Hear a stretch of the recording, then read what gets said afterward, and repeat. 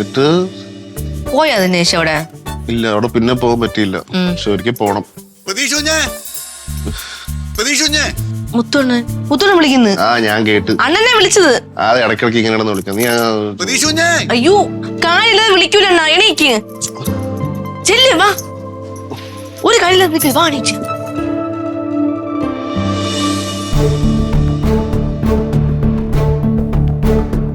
അമ്മ അമ്മ അമ്മ എന്ത് പറ്റിയാ? മുത്തോടെ എന്ത് പറ്റിയത്? എന്ത് പറ്റി അമ്മ? ആഹാരം കഴിച്ചോണ്ടിരിക്കുകയാണ്. അങ്ങനെ പറയണ്ട, കഴിച്ചെന്ന് വരുത്തിയിരിക്കുകയായിരുന്നു.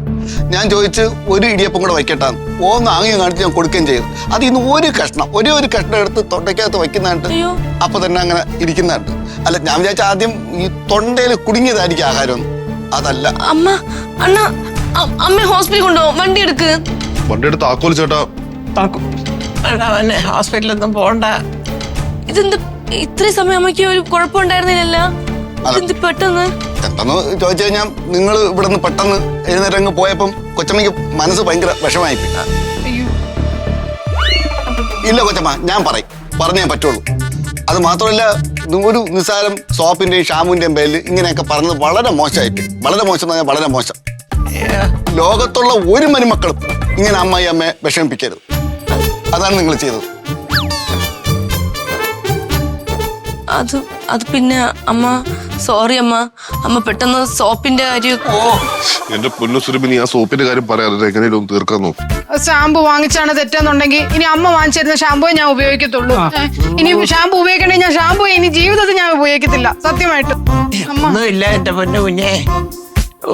മുത്തു, ഒരു ആശുപത്രിയിലും പോണ്ട, ഒരു ഡോക്ടറെ ഇങ്ങോട്ടും വിളിക്കണ്ട. എന്തെന്നറിയാമോ, ഒരു ഡോക്ടർമാർക്കും മാറ്റാൻ സാധിക്കാത്ത ചില സംഗതികളുണ്ട്. ഒരു മനസ്സിനൊരു വിഷമം വന്നാലേ സ്നേഹമുള്ള ഒരു രണ്ട് നല്ല വർത്താനം പറയുമ്പോ അതാടാ ഏറ്റവും വലിയ മരുന്ന്. സത്യം അല്ലേ മോളെ?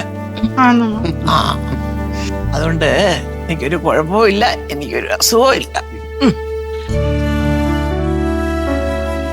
അടുത്ത മാസം മുതൽ ഈ വീട്ടിലെടുക്കുന്ന സകല പലവ്യഞ്ജനമായാലും ശരി, എന്തായാലും ശരി കേട്ടോ, ഞാനായിരിക്കും ലിസ്റ്റ് ഉണ്ടാക്കുന്നത്. അല്ല, എന്ന് വിചാരിച്ചാൽ അതിനകത്ത് ലക്ഷ്മിയുടെ ഷാമ്പു ഇല്ലെന്നോ അല്ലെങ്കിൽ സുരഭിയുടെ സോപ്പ് കാണുമില്ലെന്നോ അങ്ങനൊന്നും തെറ്റിദ്ധരിക്കണ്ട. എല്ലാം കാണും. പക്ഷേ നമ്മൾ ഈ വിലക്കയറ്റത്തിനനുസരിച്ചൊരു കുടുംബ ബജറ്റ് ഉണ്ടാക്കി നേരെ രൂപയെ നല്ല അധ്വാനിച്ച് കിട്ടുന്ന കാശ് സൂക്ഷിച്ച് ചെലവാക്കാനും കൂടെ നമ്മളൊരു പ്ലാനും പദ്ധതി ഉണ്ടാക്കണം. അതുകൊണ്ട് ഞാൻ ലിസ്റ്റ് ചെയ്തും സാധനങ്ങൾ കൊണ്ടുവരും, അതിന്റെ കാശും കൊടുക്കും. എന്നെ കൂടെ കേൾക്കാനാ പറയുന്നത്. കേട്ടു കൊച്ചമ്മ. കേട്ടല്ല? അങ്ങനെ ആയിരിക്കും. അതെല്ലാം നമുക്ക് വേണ്ടതുപോലെ ചെയ്യാം അമ്മ. അമ്മ, ഇനി ഞങ്ങൾ ഡോക്ടറെ വിളിച്ചോട്ടെ, ഞങ്ങളൊരു സമാധാനത്തിന് വേണ്ടി. എടാ, എനിക്ക് അസുഖമൊന്നുമില്ല, ഒന്നുമില്ല. ചെറിയൊരു മനപ്രയാസം തോന്നി. ഇവർ രണ്ടുപേരും കൂടെ മുഖം വീർപ്പിച്ച് പോന്ന കണ്ടപ്പോ ഈശ്വര, ചെലവ് ചുരുക്കുന്ന കാര്യത്തിനാണോ ഈ പിണങ്ങുന്നതെന്ന് എനിക്ക് തോന്നി. പക്ഷെ അതൊക്കെ പോട്ടെ, അതൊക്കെ. പക്ഷെ അല്ലാതെ എനിക്ക് അസുഖം ഒന്നുമില്ല, ഒരു വയ്യായ്മയില്ല. ചെല്ലുമോളെ, നിങ്ങളൊക്കെ ചെല്ലില്ല. സോറി ഏട്ടാ. അയ്യോ, അത്രയൊക്കെ ഉള്ളടാ. സോപ്പിന്റെയും ഷാമ്പുവിന്റെ പേരിനി പറയല്ലേ. കൊച്ചമ്മ, ഈ അഭിനയത് എവിടെന്ന് പഠിച്ചത്? അഭിനയൊക്കെ രക്തത്തിലില്ലടാ, പഠിപ്പിക്കണോ? സൂപ്പറായിരുന്നു കേട്ടാ.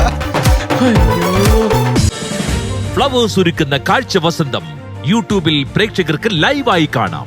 ഫ്ലവേഴ്സ് കോമഡിയിൽ ജോയിൻ ചെയ്യൂ, ആസ്വദിക്കൂ.